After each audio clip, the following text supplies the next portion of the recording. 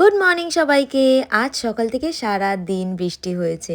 আর সকাল থেকে যেহেতু বৃষ্টি হচ্ছিল তাই আজকে হাঁটতে বেরোনো হয়নি, তাই একটু বেশি ঘুমিয়ে নিয়েছি।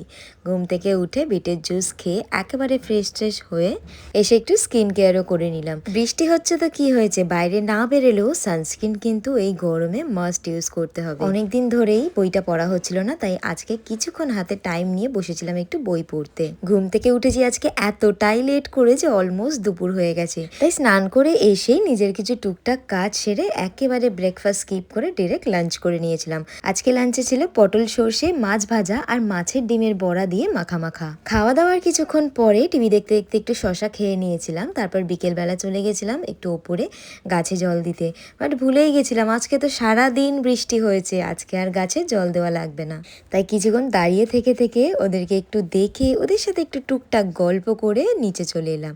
আর এইটা জানো তো জোয়ান গাছ, আমি আমার দিদির বাড়ি থেকে নিয়ে এসেছিলাম। ও বলে এটাকে পকোড়া পাতা গাছ, এটা দিয়ে নাকি ভীষণ সুন্দর গন্ধ বেরোয়, আর বাড়িতে রাখলে সারা ঘর জোয়ানের গন্ধ হয়ে যায়। সন্ধ্যাবেলা ঘরেই নিজের টুকিটাকি কাজ সেরে আজকে বিকেলবেলা 4টে মাছ নুন আর হলুদ দিয়ে সিদ্ধ বসিয়েছিলাম ফিশ বল বানাবো বলে। তখন আবার বাড়িতে এসে উপস্থিত হলো আরও 3-4 জন লোক, আর তাদের জন্য একটু চাউমিন বানিয়ে নিয়েছিলাম।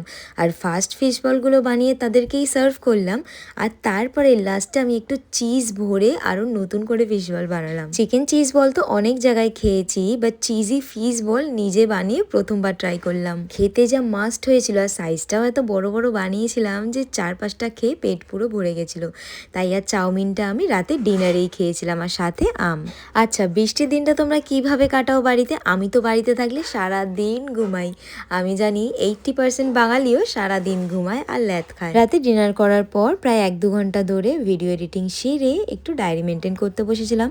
তারপরে ফ্রেশ হয়ে চলে এলাম স্কিন কেয়ার করতে। জানো তো, যেই দিন সারা দিন ল্যাদ খাই সেই দিন আমার রাতেও আর স্কিন কেয়ার করতে ইচ্ছা করে না। বাট এখন তো আমি মন বানিয়েই নিয়েছি কোনো দিন কোনোভাবেই নাইট স্কিন কেয়ার মিস করা যাবে না।